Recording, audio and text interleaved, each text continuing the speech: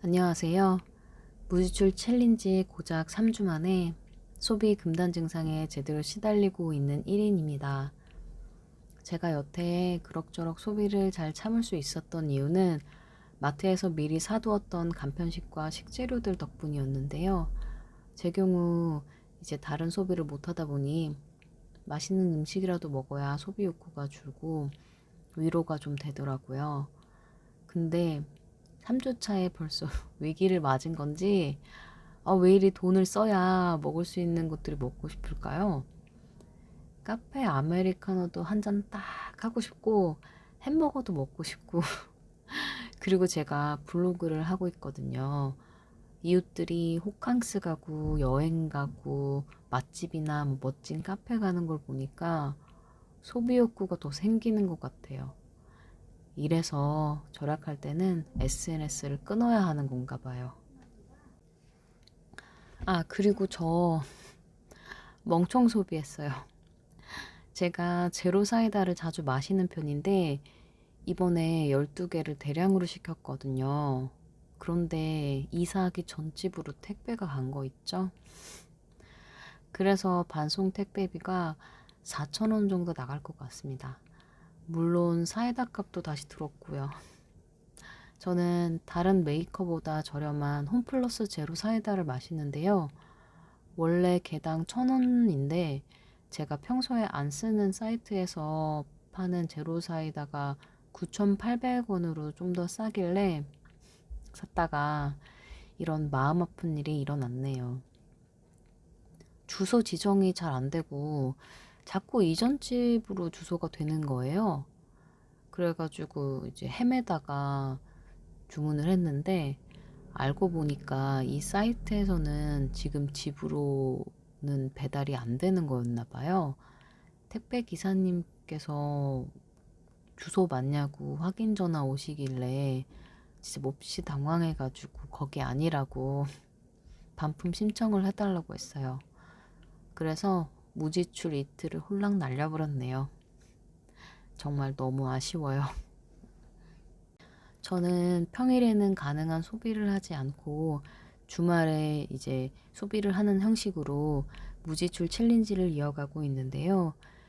일주일에 일정 금액을 정해서 지출하는 것보다 무지출 챌린지 날짜를 이렇게 정해서 이어가는 것이 한편으로는 더 어려운 것 같다는 생각이 들었습니다. 최대한 소비하는 날짜를 줄이고 일정 날짜에 몰아서 지출하는 형태잖아요. 그러다 보니까 이제 막상 소비가 가능한 날짜가 되면 사고 싶었던 게 생각이 안 나거든요. 그래서 그냥 뭐 안 쓰고 넘어가면 문제는 다른 날 생각이 납니다. 소비를 일단 며칠 참고 나면 뭘 사고 싶었는지 까먹거나 그 제품이 필요 없어지는 일이 많기 때문에 무지출 챌린지가 소비를 줄이는 데는 상당히 도움이 되는데요. 근데 그래서인지 금단 증상이 생기기는 더 쉬운 것 같아요. 뭐랄까? 굶어서 빼는 다이어트 같다고나 할까요? 원래 굶어서 빼면 요요 현상이 오기가 더 쉽다고 하잖아요. 그래도 지난 2주 동안은 무지출 챌린지 덕분에 10만 원도 채 안 써서 예산에 좀 여유가 있어요. 집에만 있었더니 돈이 모이네요. 제가 만약에 이번 달 목표 소비 예산에 맞추는 게 성공한다면 이 모든 영광은 OTT에게 돌리겠습니다. 여러분, OTT 제가 팝니다. 암요. 그래서 소비 금단 증상이 나타났을 때 어떻게 했냐고요? 일단 맛있는 걸 많이 먹었습니다. 단순하죠? 미리 사뒀던 식재료로 요리도 해서 먹고 미리 쟁여둔 간편식, 간식 이럴 때 좀 풀었습니다. 보통 맛있는 걸 먹으면 포만감과 함께 기분도 좋아지고 만족감이 생겨서 마음이 좀 덩달아 괜찮아지더라고요. 기분이 좀 별로일 때도 이 방법이 통하는 것 같아요. 마트에서 미리 간식이나 간편식 같은 걸 다양하게 사놓으면 이럴 때 많이 도움이 되는 것 같습니다. 그리고 집안 정리를 좀 했습니다. 서랍이나 옷가지 정리를 하다 보면 생각보다 내가 가진 물건이 정말 많다는 걸 알게 됩니다. 이런 것도 있었어? 싶은 물건도 꽤 많아요. 제 경우는 아예 포장도 안 뜯은 물건들도 좀 있더라고요. 까먹고 있던 물건들을 발견할 때는 마치 쇼핑을 한 기분이 들기도 해요. 미니멀리즘 관련 책이나 영상을 보는 것도 좀 도움이 된다고 생각해요. 근데 여러분, 공짜로 전자책 볼 수 있는 방법 아세요? 모르시는 분들을 위해서 말씀드리면 교보문고 전자도서관 어플을 가입하시면 여러 지역 도서관 전자책과 연동이 되어 있어서 무료로 전자책을 대여할 수가 있어요. 대여 기간은 14일이고 최대 5권까지 대여가 됩니다. 물론 자신이 회원가입되어 있는 도서관에서만 대여가 가능해서 도서관 회원가입은 필수입니다. 참고로 서울시 교육청이 도서관 수가 가장 많다고 해요. 도서관에 갈 수 없는 상황일 때 사용해 보시면 좋을 것 같아요. 물론 무지출 챌린지를 하고서 생긴 좋은 일도 있어요. 저 커피 메이커 득템했습니다. 무려 공짜로요. 요즘 집안의 물건을 판매하느라 중고 판매 사이트를 애용하고 있는데요.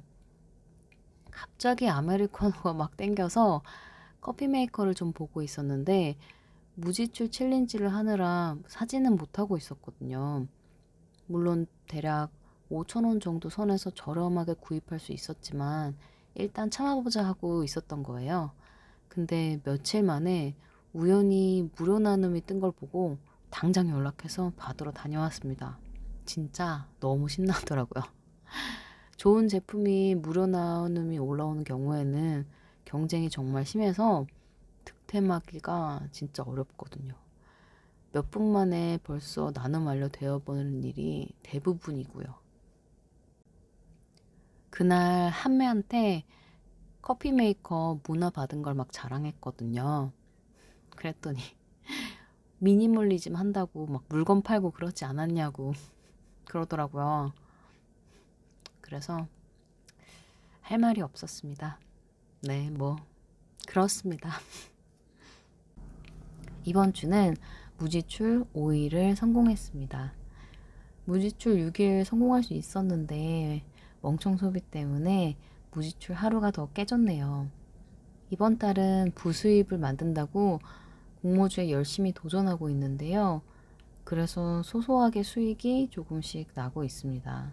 주식도 조금 하고 있었는데 이건 뭐 망했습니다.